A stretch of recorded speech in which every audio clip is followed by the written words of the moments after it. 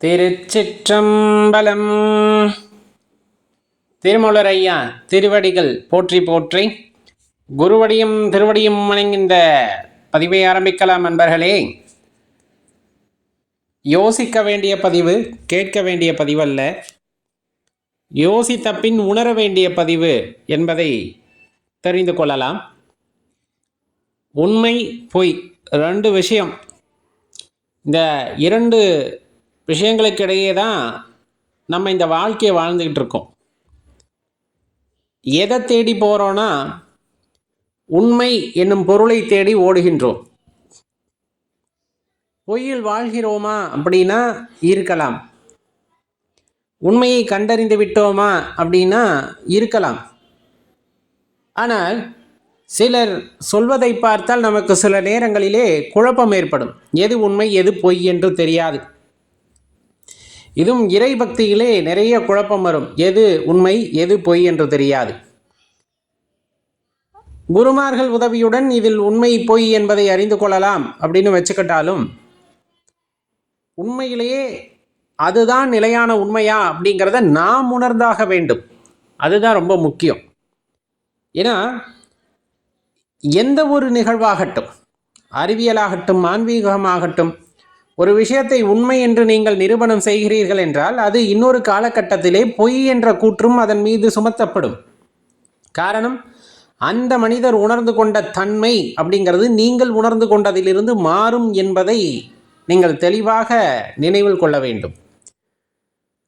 அடியேன் இதை கூறுவதற்கான காரணம், மழை பொழிகின்ற இடத்திலே நீங்களும் நிற்கின்றீர்கள், உங்களை சுற்றி ஒரு 5 நபர்களும் நிற்கிறார்கள் என்னும் பொழுது அந்த மழை பொழிவை நீங்கள் எவ்வாறு உணர்கிறீர்கள் என்பது உங்களுக்கானது. ஒரு மாதிரி குளிரா உணரலாம், ஒரு மாதிரி அசௌகரியமாக உணரலாம். அந்த உணர்வு அப்படிங்கிறது நீங்கள் சம்பந்தப்பட்ட விஷயம். அப்போ அதில் உள்ள உண்மை அப்படிங்கிறது நீங்கள் உணர்ந்தது தானே தவிர மற்றவர்கள் கூற்று அல்ல. அந்த மழை பொழிவையே பல பேர் பலவிதமாக எடுத்துரைப்பார்கள். இந்த வருட மழைப்பொழிவு விவசாயத்திற்கு சாதகமாக அமைந்துள்ளது அப்படின்னு ஒரே கூற்று, அதே மழைப்பொழிவு பல வீடுகளுக்குள்ளே வெள்ளமாக ஓடி பலர் வாழ்வாதாரத்தை அழித்து விட்டது என்னும் கூற்று, அந்த மழைப்பொழிவே தண்ணீர் தேங்காமல் கடலுக்கு சென்று விட்டது அப்படிங்கிற கூற்று, இது எல்லாம் உண்மையா அப்படின்னா உண்மைதான். ஆனால் வேறுபட்ட கோணங்களிலே இருக்கிறது. நீங்கள் உணர்ந்தீர்கள் நன்கு அல்லது அசௌகரியமாக. உங்கள் அருகாமையில் இருந்த 5 நபர்கள் அதை எவ்வாறு உணர்ந்தார்கள் அப்படிங்கிறது அவரவர் சம்பந்தப்பட்ட விஷயமே தவிர நீங்கள் சம்பந்தப்பட்ட விஷயம் கிடையாது.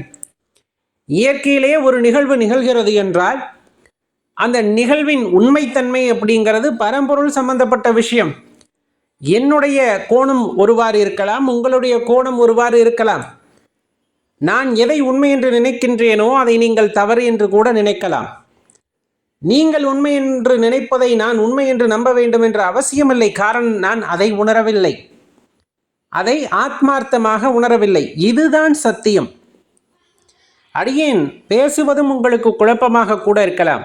இதை சிந்தித்து உணர வேண்டிய விஷயம். நீங்கள் எந்த ஒரு வினையை உண்மை என்று நினைக்கிறீர்களோ அல்லது அதுதான் சத்தியம் என்று நினைக்கிறீர்களோ அது இன்னொருவருக்கு அசத்தியமாகும்.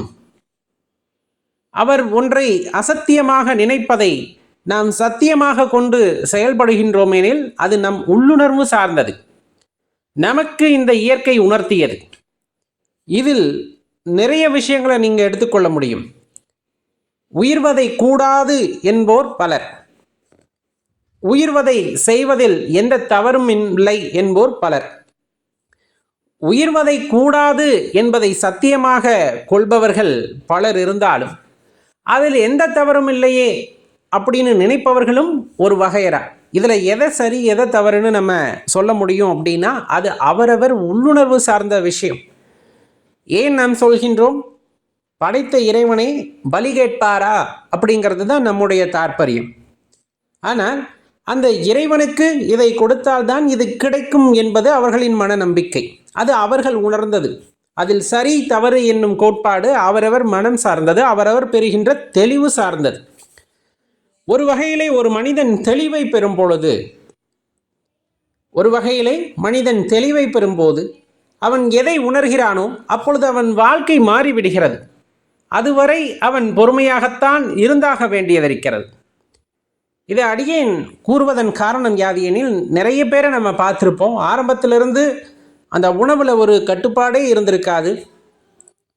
கட்டுப்பாடே இல்லாமல் இருந்தவங்க ஒரு காலகட்டத்தில் திடீர்னு அந்த ஞானம் அடைந்தவர்கள் போல உயிர்வதையை தடுக்க வேண்டும் அப்படின்னோ அல்லது அவர்களுக்கு பிடிக்காமலோ அவர் எந்த ஒரு உணவை விரும்பி சாப்பிட்டாரோ அதை விட்டு இருந்திருப்பார்.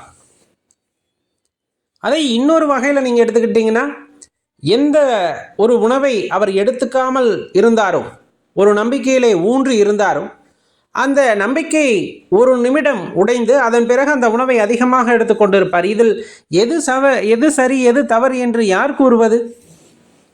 யாராலும் கூற முடியாது என்பதே உண்மை.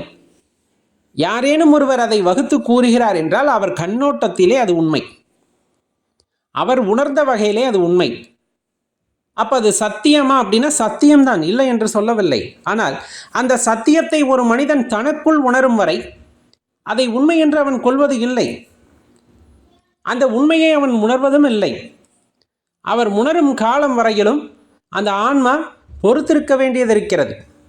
அந்த உண்மையை அந்த ஆன்மா உணர்ந்து அனுபவித்து விட்ட பின்னர், உண்மை எது என்பதை அது தெரிந்து கொண்ட பின்னர் அதை இறுக பற்றி கொள்ளும், அதை பிடித்து கொள்ளும். அதற்கப்புறம் யாருமே போய் இதுதான் சரி இதுதான் தவறுன்னு அந்த ஆன்மாவிற்கு நீங்கள் சொல்ல வேண்டிய அவசியம் இல்லை. காரணம், அது இறைவனை உணர்ந்த அந்த நொடி இந்த பிரபஞ்சத்திடமிருந்து நிறைய விஷயங்கள் அந்த ஆன்மாவிற்கு உள்ளீடாக கிடைக்கும். அவ்வாறு கிடைக்கும் போதே அது ஞானத்தை பெறுகிறது.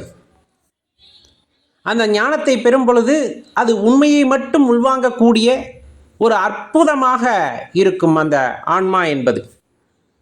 அடியேன் சொல்வது மட்டுமல்ல, நீங்கள் எல்லா விஷயத்திலும் இதை பொருத்தி பார்க்க வேண்டும். ஒருவர் நம் வழிபாடுகளை தவறென்று சொல்வார், அவர் கண்ணோட்டத்திலே அது தவறு. ஒருவர் நமது வழிபாடுதான் சிறந்தது என்பார், ஏனென்றால் அவர் கண்ணோட்டத்திலே அது சரி. இந்த சரி தவறு என்னும் கூற்றில் நாம் ஒருவரை அவ்வாறே பின்பற்றப் போகிறோமா என்பதுதான் கேள்வி. ஒருவர் சரி என்று சொல்வதற்காக அதை பிடித்து கொண்டே நாம் போனால் அதில் உள்ள உண்மை பொருள் நமக்கு தெரியாமலே போயிடும். எப்போ இப்படி தான் சாமி கும்பிடணும், இதுதான் சரியான முறை என்று ஒருவர் கூறுகிறார் என்றால் கண்மூடித்தனமாக நாம் அதை எடுத்துக்கொண்டு போகும்போது அந்த முறையை நாம் காப்பாற்றுகின்றோம், இல்லை என்று சொல்லவில்லை. ஆனால் அந்த முறை, அதில் உள்ள உண்மை யாது என நாம் வினவியிருப்போமா? அதற்கான பதிலை நாம் கேட்டிருப்போமா? அந்த பதில் தான் நமக்கு கிடைத்திருக்குமா? இது பல்வேறு கேள்விகளை எழுப்பக்கூடியது. அந்த பல்வேறு கேள்விகளை நம்முள் எழுப்பும் பொழுது, அது பிறரிடமிருந்து தெரிந்து கொள்ளும் பொழுது ஒரு உண்மையை உணர்ந்து அதன் வழி நாம் நிற்கிறோம் என்றால் அதுவே உன்னதமானது. ஒருவர் தவறு என்கிறாரே, கண்மூடித்தனமாக ஒரு விஷயத்தில் குற்றம் சொல்கிறார்கள், அவர்கள் பின்னால் போய் நாம் நிற்க வேண்டும் என்பதுமே தவறான விஷயம்தான். அது தவறாகவே இருந்தாலும் கூட அதில் என்ன தவறு என்ற கேள்வியை எழுப்பி நம்முள் தெளிவு பெற்ற பின்னர் அந்த தவறை திருத்த முடியுமா என்பதைத்தான் நாம் யோசிக்க வேண்டுமே தவிர, அல்லது அந்த தவறு என்று எண்ணிய எண்ணம் தவறென்றால் அதை மாற்றிக்கொள்ள வேண்டுமே தவிர, கண்மூடித்தனமாக ஒருவர் சொல்கிறார் இது தவறு என்ற கூற்றுக்காக அவர் பின்னால் செல்வதும் மிகப்பெரிய தவறு. இதை நாம் எப்படி எங்கே உணர்ந்து கொள்ளப் போகிறோம் என்பதுதான் நமக்குள் நாமே எழுப்பிக் கொள்ள வேண்டிய பெரிய கேள்வி. அடியேன் பேசியதிலே உண்மை என்ற வார்த்தையும் அதிகமாக இருந்திருக்கும், தவறு என்ற வார்த்தையும் அதிகமாக இருந்திருக்கும். நீங்கள் குழப்பிக்கொள்ள வேண்டாம், அமைதியாக அமருங்கள், திறந்த மனதுடன் அமருங்கள். அடியேன் மீண்டும் சொல்வது, திறந்த மனதுடன் அமருங்கள். நீங்கள் எதையும் உருவகப்படுத்த வேண்டாம்.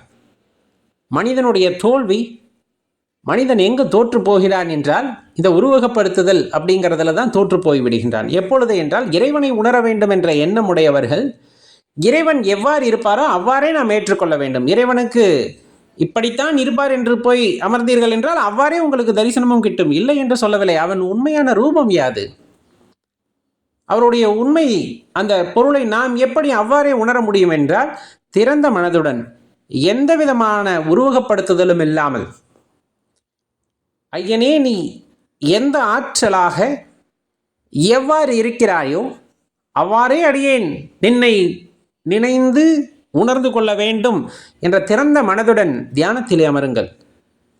ஒரு விஷயத்தில் உங்களுக்கு குழப்பம் ஏற்படுகிறது என்றால் அதை பற்றி ஆத்ம விசாரணை செய்யுங்கள். உங்களுக்குள்ளே பல கேள்விகளை கேளுங்கள். பதில் உங்கள் ஆழ்மனதிலிருந்து தோன்றும். அதன் வாயிலாக உங்களுக்கு ஒரு உண்மை புரிய வரும். அந்த உண்மையை பிடித்து கொண்டு செல்லுங்கள். அவ்வளவுதான். பிறர் சொல்கிறார், அவர் சொல்கிறார், இவர் சொல்கிறார் என்றெல்லாம் செல்ல தேவையில்லை.